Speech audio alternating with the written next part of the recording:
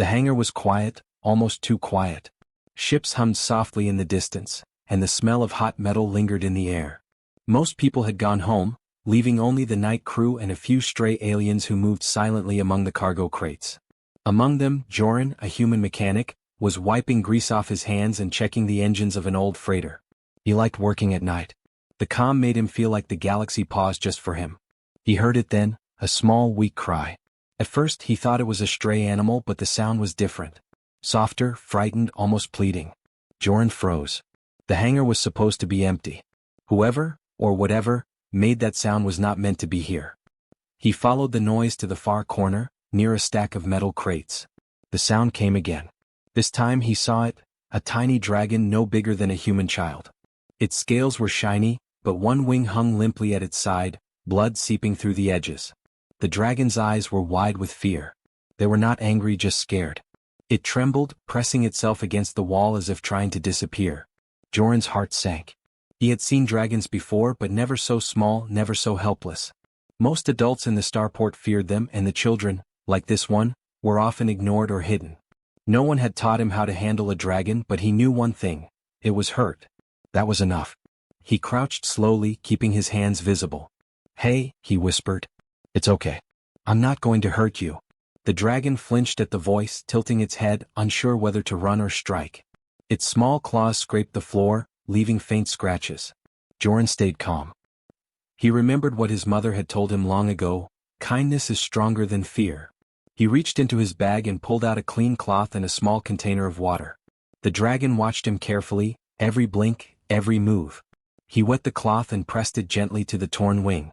The dragon hissed softly, not in anger but in pain. Joran whispered, "I know it hurts. I'll make it better." For a moment nothing happened. Then, slowly, the dragon allowed him to wrap the wing. Its tiny body shook, but it stayed still. Joran worked carefully, knotting the cloth so it held the wing without squeezing too tight. When he finished, he stepped back. The dragon blinked at him, then sniffed the bandage. Its small head tilted, almost like it was trying to understand the human who had not run away, who had not shouted, who had not heard it. Joran smiled. "There you go. Better?" The dragon made a low, soft sound, almost like a sigh. Relief, maybe. Or trust. He couldn't tell, but it was enough. From somewhere deeper in the hangar, Joran heard more faint cries. He froze again. There was no wind, no machinery making that sound. It was another dragon, or several. Tiny noises, soft and scared, coming from behind crates and shadows. He stood slowly, keeping an eye on the little dragon. "Okay," he said softly. "Let's see who else needs help." As he moved toward the next sound, he noticed something strange. These were not wild dragons attacking or hiding. They were waiting. Waiting for someone who would not hurt them. And somehow he realized he had become that someone. The next dragon appeared slowly from behind a crate. A bit bigger than the first, with a burned patch on its scales. It froze when it saw him, but it did not run. Joran knelt again, reaching into his bag for another cloth. The dragon's eyes were wide, watching carefully, unsure. He gently dabbed at the burned scales, whispering, "I know it hurts. I'm helping." The dragon hissed, but not aggressively. It let him wrap the cloth around the burned area. It flinched once, then relaxed slightly. Another quiet sigh escaped its throat. Joran felt something stir inside him. Something he hadn't expected. Pride. No. Something softer. Hope. The hangar seemed different now. The metal walls and cold floor did not feel so lonely. There was life here. Fragile, small, and frightened life, but life that trusted him. And the more he helped, the more he noticed tiny changes. The dragons did not grow aggressive. They did not flee. They stayed watching, waiting, trusting. He looked at the first dragon again. Its wing was no longer drooping as badly. It stepped closer to him, careful but curious. Joran reached out his hand slowly. The dragon sniffed it, then pressed its small head against his palm. A soft sound came from its throat, a purr maybe, or a sound of gratitude. Joran laughed quietly. "I guess we'll take care of all of you, huh?" From the shadows, more small cries echoed. Some came from crates, some from the far corner, and some from above, clinging to beams or pipes. One by one, dragons began to appear. Tiny claws, shimmering scales, weak wings, and hopeful eyes. Joran did not panic. He simply knelt, cleaned, and bandaged. One dragon, then another, then another. Hours passed, though he did not feel tired. The hangar was filled with quiet noises. The hiss of dragons, the soft slap of cloth against scales, the low hum of engines in the distance. None of the dragons tried to attack. They did not need to. They were safe. They had found someone who would not hurt them. By the time the first light of morning crept into the hangar, the line of small dragons stretched across the floor. Each had a bandaged wing, a soot-stained scale cleaned, or a burn covered. All looked at him with cautious trust. Joran looked back at them, smiling. His hands were sore and his clothes were dirty, but he felt something stronger than exhaustion. He had found his purpose. And he did not yet know how many more would come. The hangar had changed since the night began. Where before there was silence and shadows, now there was life. Dragons of all sizes moved slowly among the crates, their eyes wide and curious but never hostile. Some huddled in corners, others perched on low beams, but all of them watched Joran, the human mechanic who had dared to kneel beside a baby dragon and treat its injured wing. Joran had never worked with dragons before. He had repaired ships, fixed engines, and even patched leaks in oxygen systems. But dragons were different. Their bodies were strong, their scales sharp, their teeth dangerous. Most humans in the starport gave them wide space or avoided them completely. But Joran could not do that. He knelt again beside a small dragon with a cracked horn. The dragon hissed softly at the sound of its own pain. Joran held a clean cloth in his hand and pressed it gently against the cracked horn. The dragon tried to pull away, but Joran's voice was calm. "It's okay. I'm helping. Nothing will hurt you." The small dragon stared at him, its amber eyes measuring, judging, learning. Then, slowly it stopped resisting. Joran wrapped the horn with the cloth, knotting it carefully so it would stay in place without pressing too hard. When he finished, the dragon blinked at him and stepped back, tilting its head. A soft sound escaped from its throat. Joran smiled. "You're safe now," he whispered. He did not notice at first that he was being watched. Shadows moved along the walls, shapes of larger dragons hiding behind crates and beams. Some were young adults, bigger than him, with wings that could carry them high into the sky. They had injuries too, burned scales, small cuts, and bruises from careless landings or collisions with cargo. Most humans would have run. Most humans would have felt fear. But Joran did not step back. He had no reason to fight or prove himself. He only wanted to help. That was enough. He moved toward a dragon with one wing bent awkwardly. Its scales were dark blue, streaked with silver, and one eye watched him warily. Joran knelt a few feet away and spoke softly. "I won't hurt you. Let me help." The dragon flinched, shaking slightly. Its claws scraped the floor, leaving marks in the metal. Joran took a deep breath and slowly reached out his hand. "You're not alone," he said. "No one will hurt you while I'm here." The dragon tilted its head. Curiosity mixed with fear.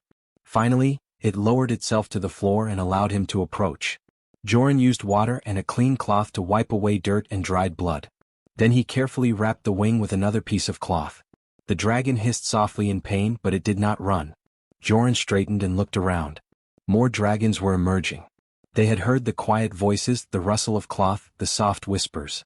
They saw that no one had shouted or moved violently. They saw calm. They saw safety. A small line of dragons formed behind him, waiting patiently. Joran could not help but laugh softly. He had expected maybe a few strays, but now dozens were here. Some were tiny like babies. Others were as tall as a human adult, still recovering from injuries. An older dragon stepped forward. Its scales were dark green with streaks of gold. Its wings were large and one had a tear near the tip. The dragon looked at Joran and Joran looked back. He could feel the weight of its gaze. In most places this dragon could crush him with one flick of its tail. But Joran did not move. He knelt, keeping his eyes calm. "I can help you," he said. "I don't need anything. Just let me help." The dragon studied him. Then, slowly, it lowered its wings so Joran could examine the tear. The human worked carefully, using soft cloth to cover the wound, pressing gently. The dragon hissed softly in protest but did not pull away. When the wrapping was done, the dragon flexed its wing and stepped back. It watched him, almost as if trying to understand what kind of being could act without fear or anger. Joran felt a strange warmth in his chest. It was not pride, not fear, not triumph. It was something simpler: connection. In a galaxy where dragons ruled and humans were seen as weak, he had found a place where kindness could matter more than strength. The night passed slowly, but Joran did not feel tired. He moved from dragon to dragon, helping burns, scrapes, torn scales, and cracked horns. He spoke softly to each one, never raising his voice. Some dragons hissed or shook, testing him, but none attacked. He was careful, gentle, and steady. Outside the hangar was dark. Engines idled softly and distant lights flickered across the walls. Inside, a line of dragons formed, sitting or lying quietly, all waiting their turn. They did not need to speak, their eyes told him everything. They needed help. They trusted him. By the time the first hints of dawn appeared, Joran had treated dozens of dragons. His hands were sore, his clothes smeared with soot and blood, but he felt no exhaustion. Each dragon had left a mark on him just as he had left a mark on them. And then he realized something else. The dragons were not just healed, they were changed. They had learned something about humans. That humans could be calm, kind, and brave. That humans could act without fear, without weapons, without authority, and still be powerful. One of the older dragons, now fully healed, nudged a smaller one toward him. It was a gesture, a sign of trust. Joran knelt and smiled. "We'll take care of each other," he said softly. And as the sun rose over the hangar, spilling golden light across metal floors and glittering scales, Joran understood something he had never thought before.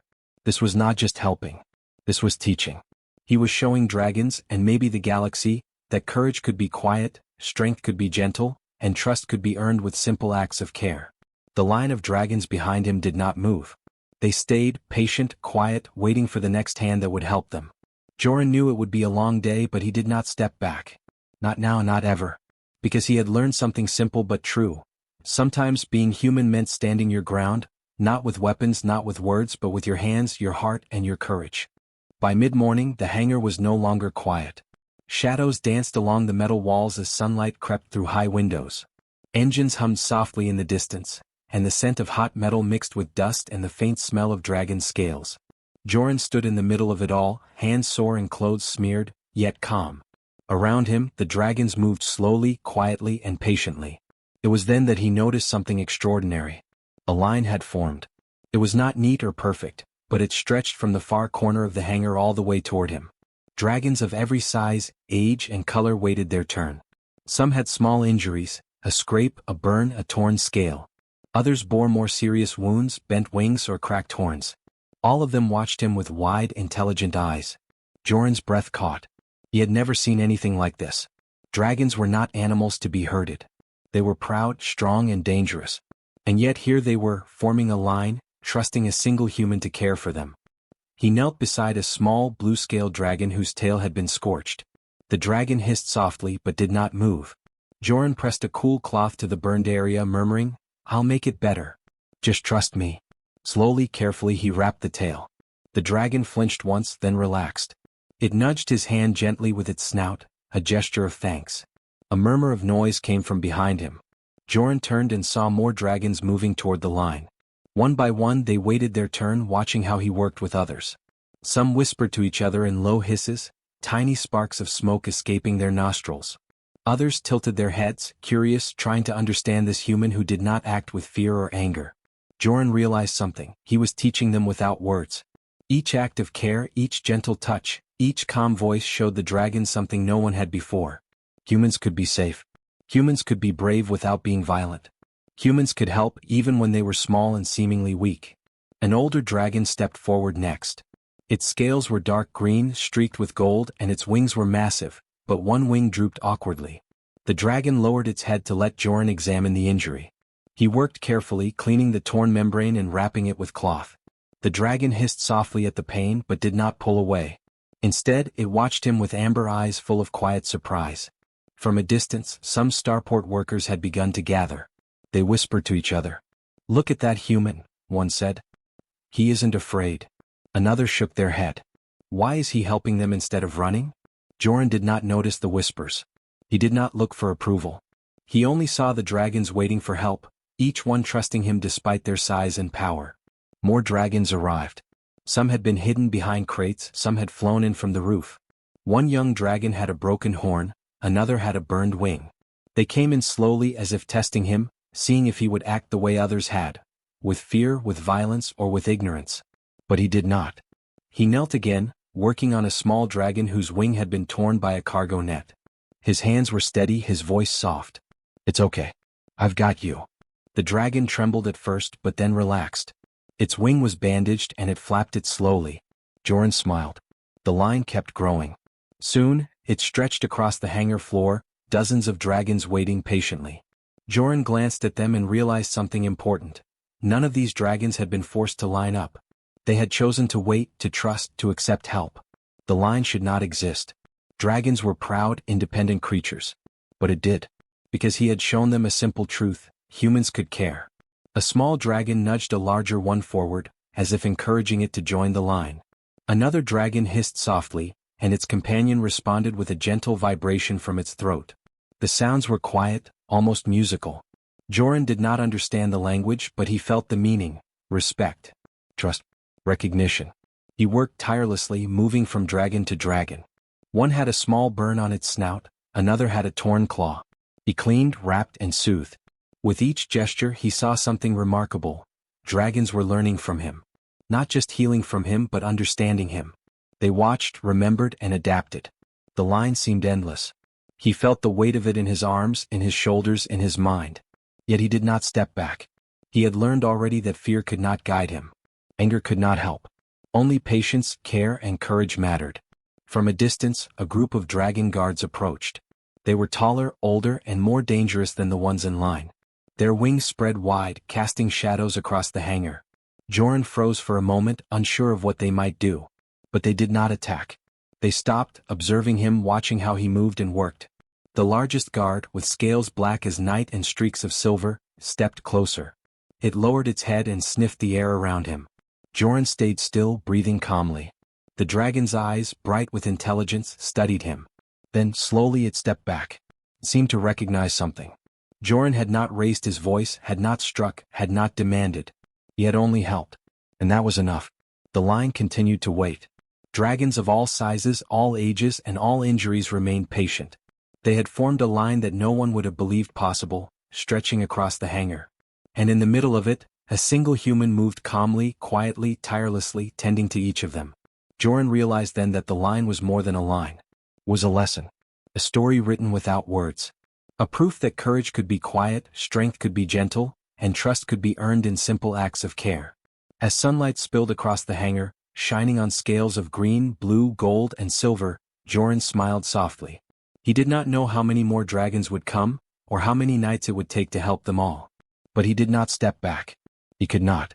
Because in that line, stretching across the floor, waiting patiently, was the beginning of something bigger than fear, bigger than power, bigger than any weapon in the galaxy. It was the beginning of trust. And he was ready. By midday the hangar was alive with movement, but not chaos. Dragons of all sizes waited patiently, watching Joran as he moved from one injured creature to another. Their eyes followed him with curiosity and caution, but there was no fear, no anger, only quiet observation. Something unusual had begun. A line that should not exist had formed, and it had drawn attention beyond what Joran could see. From the far entrance of the hangar, a shadow appeared. Joran glanced up and froze slightly. It was larger than any dragon he had treated so far. Its scales were dark, almost black, with streaks of silver along its wings. Its eyes glowed like molten gold. Every movement radiated authority. This was no ordinary dragon. This was a high-ranking member of the dragon hierarchy, someone whose presence commanded respect, fear, and obedience. The hangar fell almost silent. Even the dragons waiting in line paused, their bodies stiffening. Joran's heart raced for a moment, but he stayed calm. He had learned not to panic, not to flee. Fear was useless here. Patience and care were his only weapons. The dragon stepped closer, its massive wings folding carefully behind it. It sniffed the air and then it spoke, not in words Joran understood, but in a series of low hisses and vibrations. The sound echoed through the hangar, carrying authority and question. Joran did not flinch. Instead, he met the dragon's gaze steadily. "You are not afraid?" A small hiss sounded, almost like a whisper, but heavy with meaning. Joran shook his head slowly. "No," he said in a calm voice. "I am not afraid. I only help those who are hurt." The dragon tilted its head, studying him. It had seen humans before. It had seen them weak, scrambling, frightened, or trying to fight things they could not understand. It had never seen one act like this, alone, patient, gentle, yet fearless. The dragon lowered itself slightly, bringing its massive head closer to Joran's. "Why?" it asked in a hiss that resonated in the floor. "Why do you help them? They could hurt you. They could destroy your ships. They could kill you." Joran looked at the dragon calmly, seeing not a threat but a creature asking a question it had never dared to ask. "Because they are hurt," he said simply. Because I can. Because no one else will. I do not need anything from them. I do not need to fight or prove myself. I just help. The high-ranking dragon blinked slowly. No human had ever spoken like that. No human had ever acted like that. It lowered its head even closer. No human has ever done this before. You do not fear us. You do not demand. You do not control. Why? Joran smiled faintly. I do not see you as a threat. I see you as a creature who needs care. Fear and control do not help anyone. Only understanding does. The dragon made a low, vibrating sound, almost like a hum of disbelief. Around them, the other dragons shifted slightly, watching the interaction. The younger dragons looked at Joran with trust, but also with a new understanding. They were learning from this moment, observing a human who acted without fear, without expectation, simply with care. The high-ranking dragon's golden eyes softened slightly. It had seen countless humans and most were small, weak, or foolish. But this one was different. There was courage here, not in claws or wings, not in fire or size, but in simple, patient action. In small hands, gentle voice, and steady heart. You risked yourself, the dragon said slowly. You are alone. Why do you not step back? Joran knelt beside a small dragon with a torn wing. Because someone has to do it, he said. If I do not help, who will? If someone is hurt, I cannot just walk away. I do not need to be the strongest. I only need to be here. The high-ranking dragon's gaze traveled along the line of dragons waiting patiently. It saw how each creature had learned to trust, how the injured had been soothed, how fear had been replaced with calm. No human had ever commanded such respect without fear, without force, without rank. You are strange, the dragon said finally. Most humans are small. Most humans are weak. Most humans do not survive long among us. Yet you stand here. You do not retreat. You do not fight. You only care. Joran shrugged, smiling faintly. I am human, he said. We do not always need to fight to be strong. Sometimes being strong means standing where you are and helping even if no one else does. The dragon's golden eyes blinked slowly. It made a low, soft hiss, almost like a sigh. Around them, the other dragons seemed to understand something new. They whispered among themselves, a gentle vibration of sound that Joran could not translate, but he felt the meaning: respect, understanding, recognition. For a long moment, silence filled the hangar. Joran continued working, bandaging a small dragon's tail, adjusting a wrap on a young dragon's wing. The high-ranking dragon remained, watching, studying, learning. No one had ever dared to question humans like this. Not openly, not calmly, not with honesty. Finally, the dragon lowered its head and spoke again. You teach without words, it said softly. You show without threat. You act without fear. This is not weakness. It is strength we do not understand. Joran looked up at the dragon, meeting its gaze. Strength is not always about size or fire, he said. Sometimes it is about patience. Sometimes it is about care. Sometimes it is about being here when no one else will. The high-ranking dragon's eyes glowed golden, and it slowly turned its head toward the line of dragons.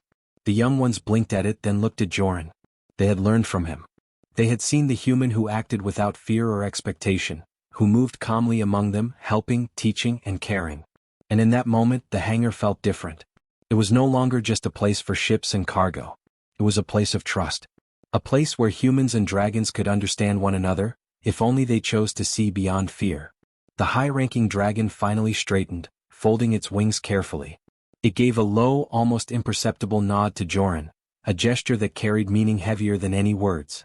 Respect. Recognition. Acceptance. Joran smiled faintly and turned back to the line. There were still more dragons waiting. Still more injuries to tend. Still more trust to earn. He did not step back. Because he had learned the truth. Sometimes the question no one dares to ask is the one that changes everything. And sometimes the answer is simple. Care, courage, and patience are stronger than fear. Years passed, and the hangar where Joran had first helped the dragon hatchlings was no longer quiet. Ships came and went, engines hummed, and the smell of metal and oil mixed with the faint scent of dragon scales. But even as the hangar grew busy with commerce and travelers, some things remained the same. The dragons who had once lined up for help never forgot the human who had cared for them. Joran had long since moved on from that hangar. He had repaired countless ships, traveled to distant starports, and fixed engines that no one else could. Yet he often thought about that night, about the line of dragons waiting patiently, about the quiet trust in their eyes. He had acted simply, without expectation, and in return he had earned something far greater than he could have imagined. The dragons had grown too. The small hatchlings were now powerful, confident, and respected creatures. Their wings could carry them across entire star systems, their claws could dig into the hardest rock, and their fire could melt metal. Yet despite their strength, they remembered the human who had knelt beside them, bandaging broken wings, cleaning burns, and speaking softly. They remembered someone who saw them not as weapons or rulers, but as beings who needed care. In dragon culture, memory was sacred. They remembered not only events but feelings, intentions, and choices. And the choice Joran had made, the simple act of helping those who could not protect themselves, had left an imprint that would last a lifetime. A young dragon, now tall and strong, walked into a crowded starport where humans worked and traded. Its scales shimmered like sunlight on water, and its wings stretched wide with confidence. Yet when it saw a human mechanic fixing a small ship, it paused. Its amber eyes softened. It remembered hands that had healed, a voice that had comforted, and patience that had never wavered. The dragon approached slowly, careful not to frighten the human. The mechanic looked up, surprised by the dragon's presence but not afraid. There was no need. The dragon's stance was calm, respectful, even gentle. It had learned trust from Joran, and it carried that lesson wherever it went. "Do you remember?" the dragon thought, sending quiet vibrations through the air. Humans could not hear the words, but somehow they felt the meaning. Respect. Gratitude. Recognition. Joran nodded faintly, though the dragon could not understand him fully. He remembered. He remembered the nights, the line of hatchlings, the quiet patience, and the trust they had given him. He had not expected anything in return, yet here it was, proof that a simple act could echo across time and space. The dragons had taught others too. Hatchlings he had bandaged were now leaders, guardians, and explorers. They treated humans not as weak but as allies, friends, and caretakers. Systems once ruled by fear now recognized that humans could be trusted, not because of power but because of character. One human had shown patience, and it had changed the way the galaxy saw all of them. In the hangars, starports, and space lanes the story spread. Not as a legend of war or conquest, but as a quiet truth. Humans could act with courage in small, unseen ways, and that courage could leave a mark stronger than any weapon.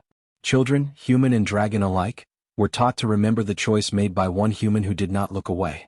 Even the high-ranking dragons, the ones who had questioned Joran's courage, now carried the memory of his actions.